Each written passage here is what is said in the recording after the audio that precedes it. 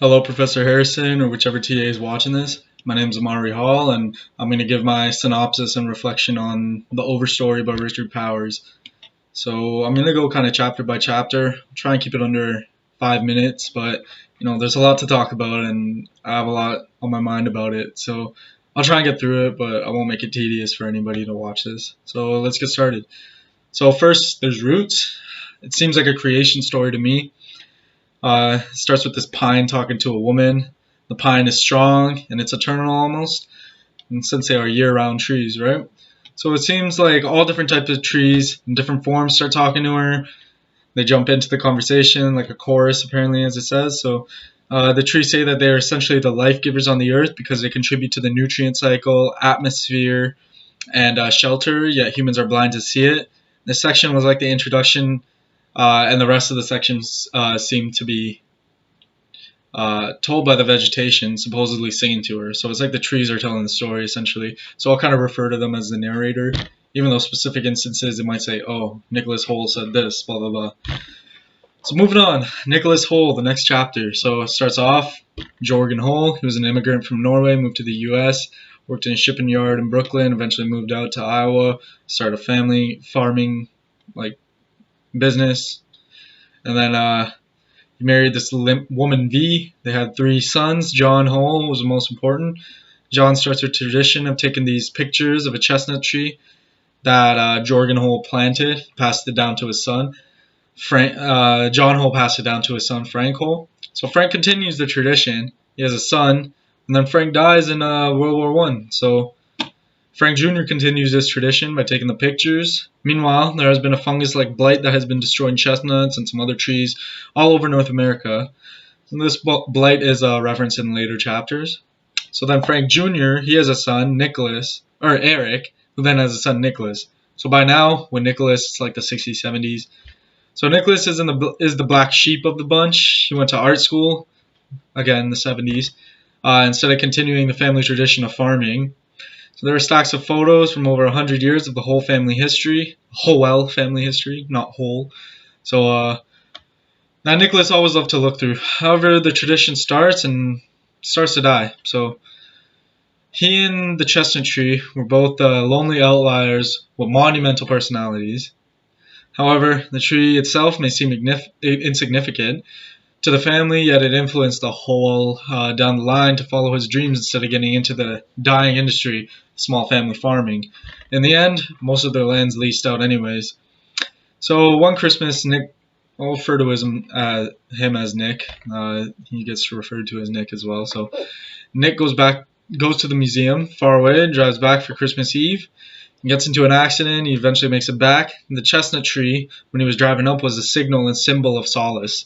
That he was able to return to his family. Chestnuts, they used to be abundant like many other, like immigrant families coming to the U.S., farming families specifically, but slowly a blight withered away their livelihood. Big corporations came in, leased their land out. They had to lease their land out. So forced the advent of indifference within families, like Nicholas Hole. He's indifferent from the rest of them. So this story of this family is written into the collective memory of the chestnut's tree rings. Yet the family does not even see the significance of this tree. It is a living time capsule. Moving forward to Mimi Ma, pretty interesting story. So the story begins with Ma Si Husuyan, probably butchered that name, but he's a Chinese Muslim engineering student who goes to America to pursue higher education and escape an incoming communist government. Comes from a wealthy background, and he has a pretty close relationship with his dad. His dad pretty much tells him, stay true to yourself, stay true to your values. And then he references nature, so we'll get into that though. So he completes his study, marries a woman named Charlotte. He Americanizes himself and takes on the name Winston Ma.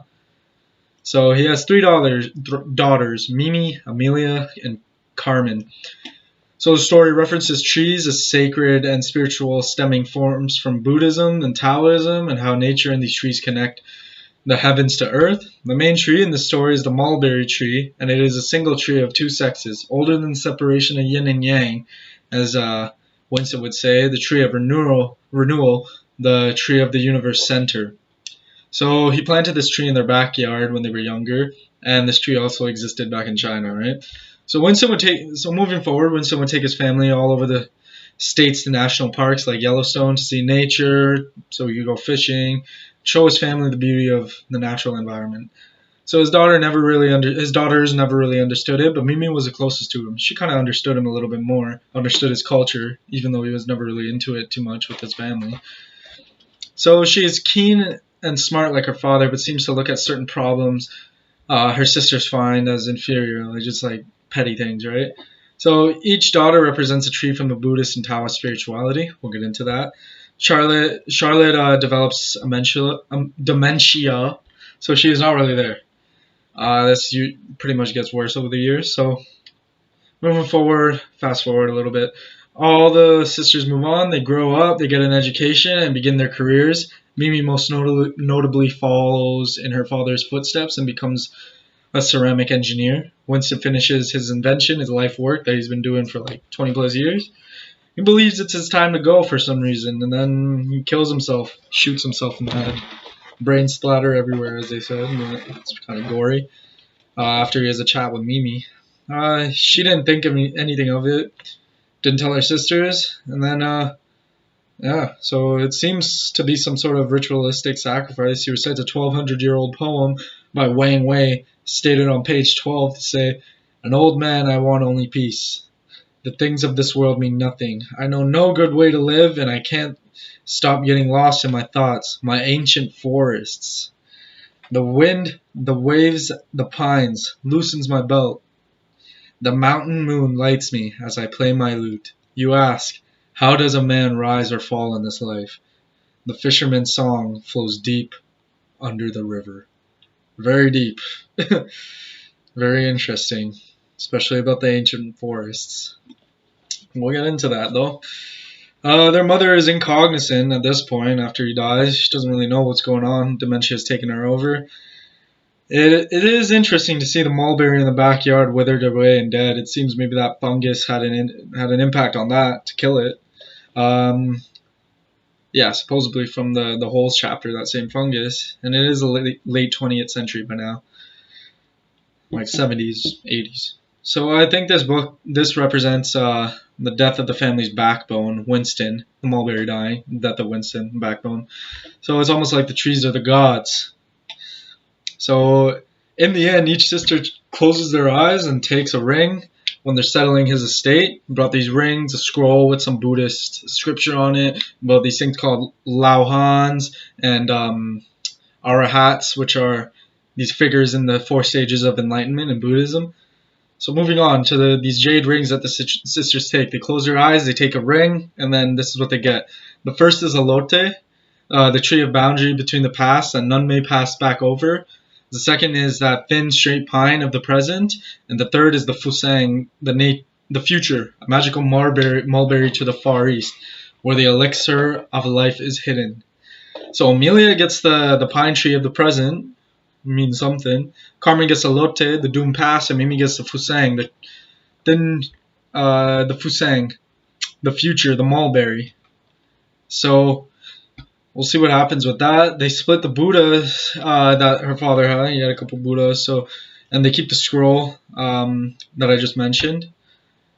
So Amelia seems to always have been jealous, and Carmen of Mimi, and Carmen just is kind of a follower, just follows Amelia. Mimi seems to be the only link between the family's past. Maybe she'll return to China and discover more about herself and her father in the future to come. Maybe Carmen will. We'll see what happens. Mimi was always the closest and most interested in her father's culture, so she has no idea about the significance of her father's spirituality and what these trees mean, to be honest. They don't really understand Buddhism or Taoism or how significant nature and spirituality and meditating things are in those cultures and religions, right? So maybe her future is doomed because the mulberries died, like her father. Maybe that's why she got the jade ring. It seems that nature controls everything, so could an imbalance in nature cause a disturbance in her father driving himself to kill himself? We could only find out, right? So the poem is significant. So maybe he felt his time was done and it's time to give his body back to the soil. Maybe he felt that his collective memory has been passed on into nature, and now it's time for nature to take over. See what happens. Moving forward to Adam Apich.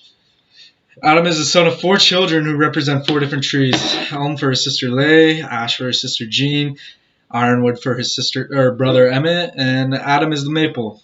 Leigh eventually gets taken on a spring break when she's older, goes to uni, guy in a red Corvette, I think it's called, and she never comes back. She never has a good relationship with her father because of the elm tree that he had planted in their backyard. It had died from the fungus supposedly talked about in the Hoel chapter. So she thought it was like that on purpose. Maybe it's what nature's premonition was, because she was never found again. All the kids eventually went to university, and Adam had the potential to. I think he eventually goes. Adam always loved nature. He has always been connected with nature from when he conducted behavioral studies of ants and data studies when he was younger, relating to the maple tree planted for him. Charles is their baby brother, and it's a walnut tree that's planted that chokes up the rest of the other trees, so maybe the siblings, but it is the best wood of the bunch. Eventually their dad digs it out and like tosses it. Might be some significance with that. Maybe with Charles, what happens to him in the future. But moving forward, the maple Adam, the outlier in the family. The maple has always been a smart kid. He is the maple tree. So he's always been reading books on guides to nature and its inhabited beings. He does the bare minimum to pass, but he starts a cheating business in high school where he gets people to do his homework for money. It's kind of socially awkward when he was a kid. His brother made fun of him. He was kind of a jerk to him, explaining the ironwood. He strong-armed his little brother. But anyways, he eventually got some friends in high school, and he did these things for people. So key theme was a quote on page 56, where narrator says, "A tree is a passage between the earth and sky." This resonates with Adam because he likes trees. He studies the human psyche in high school through a book that connects himself to a higher consciousness in a sense. So this theme of a tree is a passage between the earth and sky resonates throughout the entire first part, all the chapters in it. So it's pretty interesting. Maybe not the one with Binkman and Kazali. We'll get into that though. So from a young age, he realizes that humans are the parasites and nature is more ordered than humanity. The book is the ape that he reads in high school is The Ape Inside Us. Getting back to that, he realizes humans are just like any other animals. They can be studied with behaviors that stem from the behaviors of nature. So humanity and social constructs aren't really foreign to him anymore after this book, as they used to be kind of hard for him to understand. So he aced the college entrance exams, but didn't have the grades to go to a reputable institution. He just found the way to do the bare minimum to pass. So he contacted the author of the Ape Inside Us, and he wrote him back, actually. So he told him about a psych college that he doesn't need the grades to get in, just focuses on like the way you think. So really needs to write a killer entrance exam. So his maple tree starts banging on his glass, the branches outside his window seems to encourage him or scold him to make sure that he completes the best entrance letter he can. Page 60, the narrator states he remembers how he once believed in some magic link between trees and the children they were planted for. How he made himself into a maple, familiar, frank, easy to identify, always ready to bleed sugar, flowering top down in the first sunny days of spring. He loved that tree, its simplicity. Then people made him into something else. The cheater. The guy that doesn't try as hard. The slacker. So the maple told him essentially, return to your old self. What are you doing? The curious boy obsessed with his methodical experimentation. Take your intellect to a higher level. You can do it. All these stories so far are tied together with the person who they're writing about. So who they're about, the chapter's about, the names, right? The people, like Mimi Ma, Apich, Nicholas, whoever. So they have an innate connection to nature. I think they will see this theme grow. We will see this theme grow throughout the rest of the book. So moving on to Ray Binkman and Dorothy Casali. So a lawyer and stenographer, respectively. They just fall in love and have an up and down relationship. kind of like some soap opera, to be honest. But these trees are used as analogies for growth of their relationship. We see it in the chapter. They really know nothing of trees. They think an elm, a birch, and an oak are the same thing. It's kind of appalling, but it is what it is. So maybe oak is a tree for them because they're such a generic couple with a romance out of the movies. And kind of like the plays that they star in. The Golden Plays, their first date was kind of a play in community theater, and did it for a couple days and make it a regular thing over the years. So Ray, he is sedimentary, like a tree, wanting to marry her. He's stationed, he's in the ground, he's firm, he wants her for the rest of his life. And she's kind of a leaf that flies away and comes back. Always gets cold feet, not sure. And breaks his heart, man. But the tree for them is the linden tree. That it says, a tree of peace. Dorothy becomes the nurturing roots for Ray because she gives him life. Materialism doesn't matter, and Ray states this in a letter. So them planting something is planting the tree of their life so they can grow together. They take up nature and use these metaphors because they could innately be connected to nature too, like all the other characters. Even though they were not very interested in it. I should say, like Adam Appich. So these character archetypes seem completely different from the previous chapter. It'll be interesting to see the story move on. This breaks the continuity seen within the fungus and the family. However, all the chapters, like the fungus hurting the trees and different stories. So all the chapters have stalled in and around the 1970s. The Hole and Ma chapters were more historical. Hole goes back to the 1860s. The Ma goes back to 1948. So maybe Dorothy and Ray planted this seed to some other event later in the story. We don't know. We'll see what happens. So the trees Ray and Dorothy see in their adventures in the Appalachians that they go on. They go to Rome. And they seem to accentuate the setting of the novel, where it is, where it could go. It seems to take place mainly in the Midwest, kind of in New York sometimes, in Cali. Mainly in the Midwest, though, of the USA. So perhaps there is more significance. So relating back to this, perhaps talking about these trees in the Appalachians in Rome has more significance than just looking pretty, right? Oh, geez, I see we're at 17 minutes. Okay, yeah, I really got to hurry this up. I'll try and get it done quicker, so... Moving forward, Douglas Pavlicek. So he was an orphan who participated in the Stanford prison experiments. Pretty crazy. It seemed to take a psychological toll on him, as it would on anybody, to be honest. Especially when he didn't give up his blanket to prevent the turmoil of prisoner 416, who's going into solitary. Give up a blanket, helps everybody, and he kind of just kept to himself. So they call him Dougie in the book. He's prisoner 571. Excuse me, he keeps to himself and doesn't associate with any rebellion or negligence going on in there. He believes the experimenters are cruel. They are the ones that belong where these people are getting tormented, essentially, right? So this took place in the early 70s, so the Vietnam War was coming to an end. Dougie eventually participates in that. So on page 46, the narrator says, something is distinctly fucked up in the status quo, excuse my language, and that includes him. He doesn't want to live in a world where some 20-year-olds die so the other 20-year-olds can study psychology and write about fucked up experiments. Again, excuse my language. Makes sense, relating back to Adam Appich. He's a 20-year-old that wants to study the psyche and study the human mind when other 20-year-olds are dying. Which is more important? It's all subjective, it's all perceptual, right? To him it might not be, to Adam it may be. So, relating back to Adam Appich, there seems to be some innate desire to understand behavior. So, he later serves, Dougie later serves as a technical sergeant after this, after floating through jobs, and becomes a pilot, flies around Thailand, where he found his purpose. Surely he is traumatized from the experiments that he wanted to get away to something more primordial in nature, in the environment. He refers to vegetation, trees specifically, as the primordial gods. He understands the value of nature. This started after he needed to eject from a plane. He fell on a monumental sacred tree in Thailand, broke his fall. He had all these injuries, gun discharged, shot down his leg. difficult, difficult time for him.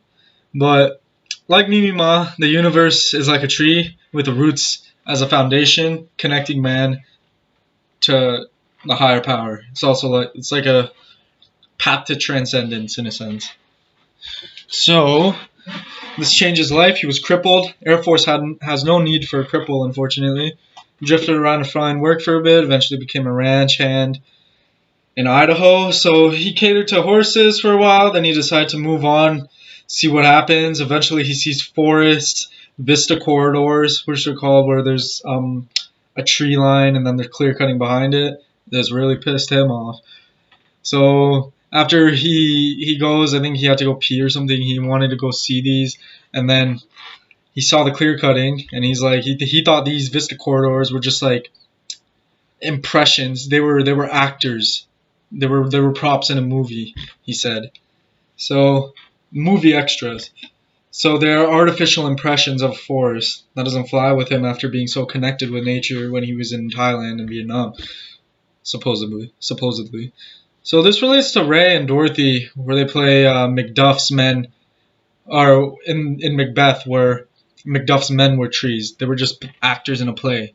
They don't really see the significance of these trees and how they're using them and kind of appropriating them. So Dougie decides to start a tree farming operation, plants Douglas firs with other activists.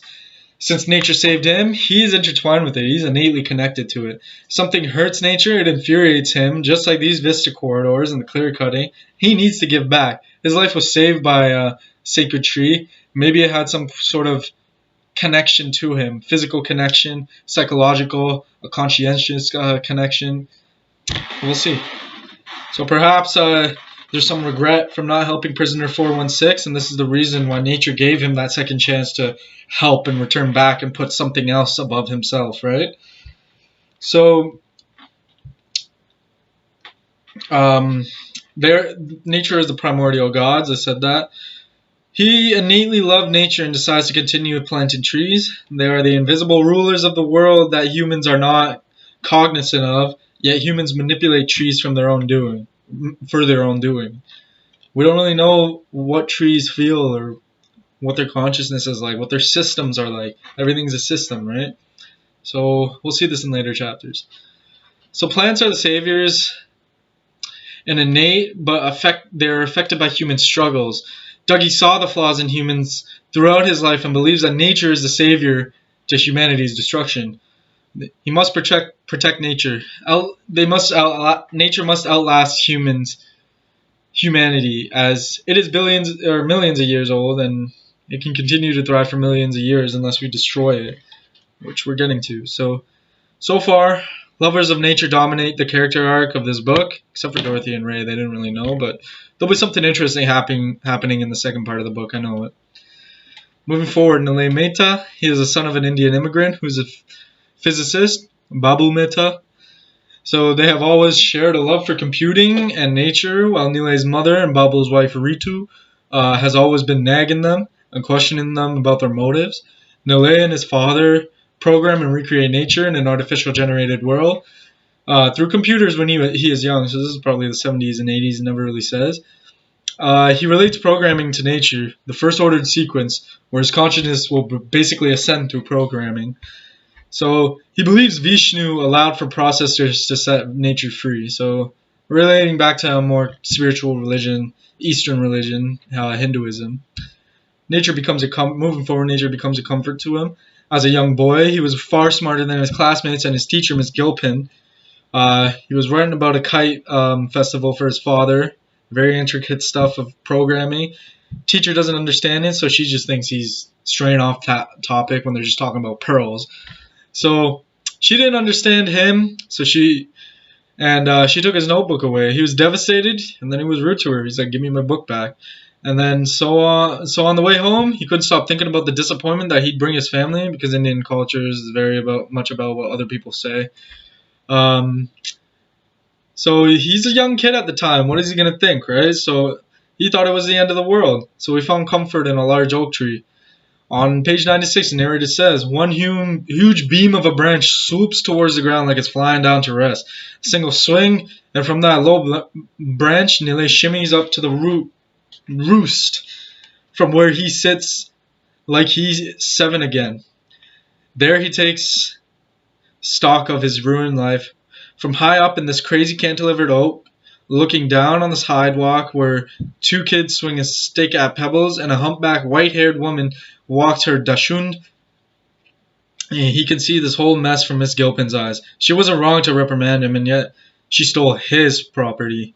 The whole disaster from in the crow's nest has what Miss Gilpin might call moral ambiguity. It's interesting to see how the tree kind of swooped him up, and he sat up there and contemplated to find peace maybe. On the ways down is what I find interesting. Oak trees are hard and resilient. So this anthropomorphized oak tree inviting him up to to see more peace. But on the way down, Nile fell and broke his back pretty abruptly, becoming confined to a wheelchair for the rest of his life. It's pretty sad. Why would a tree do that to somebody? But did the tree do that to him? It could be his own volition that he slipped. I don't know. We'll see what happens. So eventually Nile grows up, continues with computer science, gets into Stanford, studies there. So, and then as the narrator is describing him growing up, he gives a lot of detail I didn't really want to hear, but he discusses that the growth of pubic hair, almost like moss. To me, it's kind of like moss growing on a tree. I didn't really need to know about his area there, but anyways, he creates breakthroughs in game designing, becomes like a legend in the gaming community. So keep in mind his faith is Hinduism, and the connection with nature draws more spiritual connection to the trees and vegetation. So one night, wheeling through the quad, he looks at a nice Queensland bottle tree that seems to respond to him, waving branches and such. And then, like in Roots, with the chorus talking to the woman, it talks to this Queensland bottle tree talks to Nile. He seems to have some sort of hallucinogenic vision, like the Roots chapter. And the trees tell him to turn around, and then he's transported to an intergalactic arboretum. And there's lots of bright colors, creatures, waterfalls, and outerworldly climates that create a scene of mystifying nature. It is like he tapped into the tree's collective memory that stems into the root of consciousness in the universe. And he found the histories of all trees in this arboretum, and from the history of all trees, you found the history of humanity and civilization. Like the trees are databases recording humanity's interaction and all creatures' interaction with them. So he uses his vision to create his best galactic RPG game, where he'll make money and drop out of school. So it seems nature's chose this young crippled man and confined him to a wheelchair to use him for some sort of plan in the future. Though Nile thinks that it's him with the plan. So maybe that oak tree that helped, instigated his fall and breaking of his back. It had a plan. Everything happens for a reason, I like to believe. So Nile is a fun kid. He spent a lot of time trying to please others with his grades, his dad, his family. His attitude and vision allows for him to achieve a relationship with nature through computing. And he's always wanted that. So the Queensland bottle tree is a tree of the universe that changes life. Kind of like in Norse mythology, there's Yggdrasil, the tree of the universe that connects man, all the different realms. So Nile, I feel, will be the modern connection using technology with a more primordial relationship the other characters seem to have through spiritual connections with nature. Moving on to Patricia Westerford. This one was definitely the most interesting chapter. This chapter brings everything together. So Patty, as she's referred to, has an innate love of nature. She has some deformities in her face, I think it says, and then in her ear as well, so she has some hearing aids. She has 2 brothers, and her parents kind of think that she's mentally deficient when she's younger because of her social awkwardness, and her love for nature. However, she's daddy's girl. Her dad warms up to her. He takes her all over the place, shows her nature. She falls in love with botany and with just innate creation, devoid of any human interference. So on page 108, the narrator says, we know so little about how trees grow, almost nothing about how they bloom and branch and shed and heal themselves. We've learned a little about a few of them in isolation, but nothing is less isolated or more social than a tree. This is a pinnacle kind of quotation from the book, because I think it's kind of one of the main themes in the book. So it seems to be the whole argument of the novel. We know nothing about trees and their supposed power. They're more powerful than we think, but we just like to manipulate them, and as humans we think we're superior and we're ignorant to them. The narrators are trees collectively, in my opinion. I think this whole story is told by trees that Powers obviously wrote. So moving forward, Patty's father is her water, air, earth, and sun because he guides and nurtures her. Like Adam Appich, human wisdom is negligible, while nature shows more order and wisdom in a sense. She anthropomorphizes things like acorns and bark as angels' faces, connections to the divine, similar to Dougie. So she loves the stories from antiquity where people turn into trees, like Daphne turns into a laurel tree when Apollo's chasing her and after he gets her. So this seems to be her purpose in life, through her love of nature.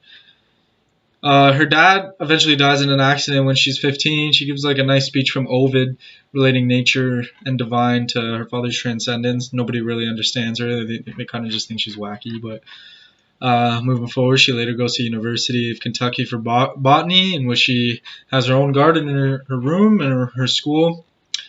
She represents the beech tree, it's mentioned earlier in the chapter, which her father instilled from a young age because he said, let the other trees do the work of the world. Let the beech stand where stills it holds its ground. So it's firm, it's stationary, and she's pretty stationary in her decisions and beliefs. She stands by her decisions and beliefs. Isolated and independent like these beech trees. So she eventually completes her PhD and lectures through her graduate and doctorate studies.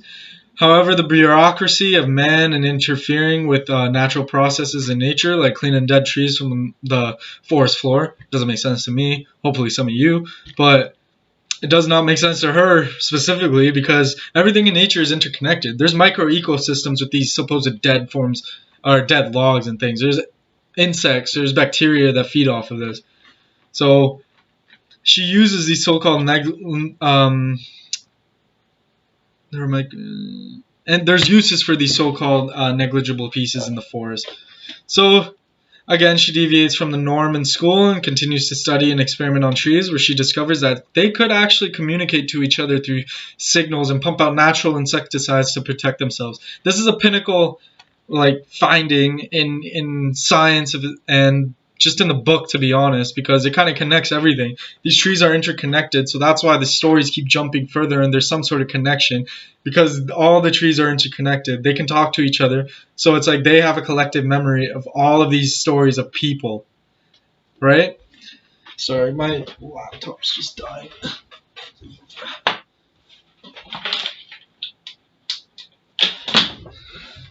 Alright, so throughout all of this, she believes man, nature, and the universe are all connected, similar to the notions of previous chapters. She gets laughed off the scientific forums and ends up substitute teaching, working odd jobs because nobody will hire her to continue experiments in a lab setting. She thinks of suicide and was about to kill herself and has a revelation to essentially become one with nature. So she later becomes a drifter. She drifts through her mid to late 30s, lives off the land, living in a car essentially. People who shunned her fear the very truth of nature that they study. She's natural. She has some deformity. She doesn't try and hide it. So maybe they fear her. Later, Aspens reconnect her back to her love of trees and studies, and the studies she had with her father, when she travels all the way up to the west coast of Canada and has a contemplation on the spread of aspens. Gets her thinking about the connections outlined in her research. On page 121, the narrator said trees like to toy with human thought like boys toy with beetles. They play with them. So this is an interesting finding because we really do not know about the expansive trees. We think they are static and incognizant, yet they toy with us by integrating within the landscape. They can be controlling a lot of things without us even knowing. So the point of this chapter is everything else. This point in the chapter is where everything ties in. So the narrator relates that Aspen's down near Winston and his family on the way to Yellowstone, as you mentioned it happened 5 years earlier from when Patricia is up here. The Aspen's being used by Douglas building the horse stalls in Idaho when he's a rancher. Aspen's growing near Ray and Dorothy's house. Aspen's near Nile's Mita's house in California in Silicon Valley that inspires him and his father to code aspens into their games. Essentially, the aspen trees have a collective memory that connects all of these people as the roots spread throughout the nation. Yet Patty knows nothing of this. I feel she'll find out. She's on the right track. She is the key in making the breakthrough to connect humans and nature together. Showing that trees serve as a collective memory for the world, I think that we will see this in part 2 of the book. She continues to contemplate the history of civilization and how man interacted with nature. Cedar was the first trees abused by humans, supposedly. It's the ancient one. She thanks nature for everything it has given us, unlike the rest of ignorant human population. She later becomes a park ranger. Eventually, she sees researchers that invite her to research with them. Once they get talking and find out who she is, because they're actually researching what she wrote years before. So this is well into the 80s at this point. She's 46 by this point. She contemplates how bureaucracy changed her life, men and their power, and she wanted to do good in the world. She innately understood the balance of nature. Leave it alone, let it be, let it run its course. Luckily, the scientific community is more open to radical changes at this point, like what she was saying, because they weren't open back then. And so she can continue her research in the lab setting with these guys, even though she's not getting paid a lot. You know, it's not about the money with her. It's about the betterment of humanity, the betterment of science and knowledge. So she understands that nature is more beautiful than humanity. Again, we are innately connected to nature that connects us to the universe. I believe Patty will dive into this more in part 2, where she will further uncover the true connections and social activities of trees and nature as a whole. It seemed throughout the book that these are trees all recollecting their accounts of how humans interacted with them, or what they saw about humans, or how they affected humans, and how humans interpreted this connection. In some cases they don't even realize. So, excuse me. So only a select few realize almost a divine connection between nature and humans to the universe. To Patty, the woods are her family. The last section, I know we're getting into this, man. I'm way past the limit, but moving to Olivia Vandergriff. So this chapter was really abrupt. It kind of came out of nowhere, but I know there will be more of an explanation in later chapters. Basically, Olivia is a divorced student of actuarial science that is about to graduate, who dies after getting cut by a railing on her way home and touching an electrical socket after having a shower when she's wet. She gets electrocuted. So I'm pretty sure she died after sexually pleasuring herself. That's what it kind of alluded to in the book, because her roommates seemed that she kind of masturbated a lot. But maybe cherry blossoms represented this sexual appetite. She loves things that flowered, like cherry blossoms. Growth, maybe she wants more growth in her life. I think she does. She seemed kind of miserable, to be honest. So she contemplated humanity. Weed and music allowed her to escape this world into other galaxies and transcend. Weed comes from the environment. It's natural. It's from the earth. So maybe that helped her transcend. Maybe Nileo was high when he saw that vision. I don't know. We'll see what happens.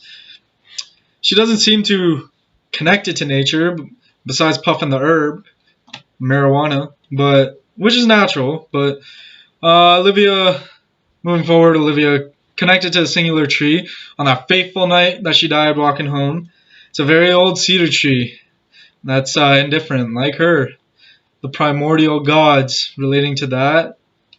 There seems to be some sort of trauma or death that all these characters go through in the chapter, potentially relate to the trauma that nature and trees go through resulting from human interference. But I know that this trauma and tragedy is just part of storytelling as well. It's part of literary devices as well. But in terms of the story, it'll be interesting to see how this trauma ties in, how death ties in.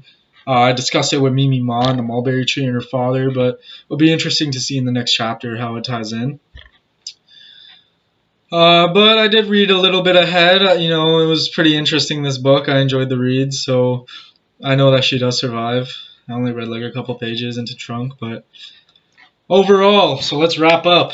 As we're approaching 40 minutes, thank you for sitting through this. Hopefully I did all right. I know I kind of stuttered a little bit. My public speaking has been a little dormant since being locked up in my room during quarantine. But anyways, so far all these trees are interconnected. They're all different species. Well, there's many different species mentioned in the book, all representing different characters, different personalities. But it seems they are eternally linked all together, like they're one race. Like I might be a different ethnic background, like maybe Elm and Maple are different ethnic backgrounds, but we're all part of the same race. So they're all part of the tree race, I guess. I don't know the scientific name for it, and we're all just part of humanity, regardless of skin tone or culture. So maybe the woman in Roots in the chapter of Roots is Olivia. Maybe that's the woman getting told all this, because this is all being told to the woman, it seems, in Roots. Or it could be somebody connected to her. We'll see what happens. All these trees seem to be telling a story from the point of view about people, so it's coming from the trees. Some die, like the mulberry, I just said that, and some from the plague, this fungus plague and blight from in the 20th century. So it kind of ties into every story. It's like the link that ties into every story, almost every story. The aspens are the most widespread that connect everyone, but the cedars are like the elders in the book. The aspens are like the roots. They connect everything in North America, so there's a collective memory with them. They all pass information along. So each story connects with each other, as most of the characters believe that the universe and nature are connected as one. It seems some sort of transcendent theme in the story, some sort of mood in the story. So they may believe that the trees connect their family, like for example, in the Hoel's chapter, the tree connects their family. The Ma's chapter, where each Ma is a different tree, and so on. So each tree represents a distinct characteristic of the individual they are describing in the chapters. Maybe it has something to do with the pheromones that the trees emit that kind of influences the behavior of the humans. Maybe there's some sort of innate consciousness that we can't comprehend at this point, some signals that we're getting to, maybe from eating vegetables. Who knows, right? So I'm also interested more in how they are interconnected and how they connect to man. It'll be really interesting to see this. I'm actually going to look in and see if this is actually scientifically proven, but seems that the trees and their network are the collective memory of all of creation. They're like databases. I want to know this. So if this is true, then the deciduous tree in front of my room here in my house, or my mom's house, connects up north and to the east and to the States. Therefore, I'm just part of the collective memory in a tree's network, accounting for millions of people. I'm connected to the universe through nature and this network, and my own consciousness and soul is connected this way as well. They seem to have signs. They seem to give signs, but what is the control that they have? They give signs, they wave around, stuff may leave a branch hanging out. Could it be the wind interacting? Could nature as a whole be like a living consciousness and network? Like, what is my tree then? The real question I want to know at the end of this, for the rest of the book, is do these trees have souls? Can they control destinies, guide them? Or do they just potentially watch as creation unfolds? It's interesting. I want to see this connection. I want to see how they feel and the actual power and the dilemma that trees have. Because it seems that trees are more powerful than humanity in this story. So we'll see what happens. As we're approaching 43 minutes, this has been like a mini lecture. I really apologize to anybody reading this. I hope you enjoyed it. I did my best. I really read through it. I tried to get through it quick, and I don't want to freaking go into a lot of depth because it's a long book, like a long section that we had to read, 140 pages. I tried to pick out key points, key quotations too. And yeah, this is my take on the Overstorey so far in section 1, and I really hope you enjoyed listening to me. Enjoy the rest of your day, evening, night, whenever you're reading this, and good day to you. See you in January. All right, take care. Bye now. Thanks.